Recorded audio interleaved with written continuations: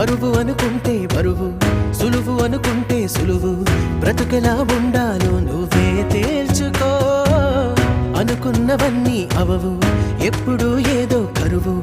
అందుకీ కమ్మని కలలో సరి చూసుకో.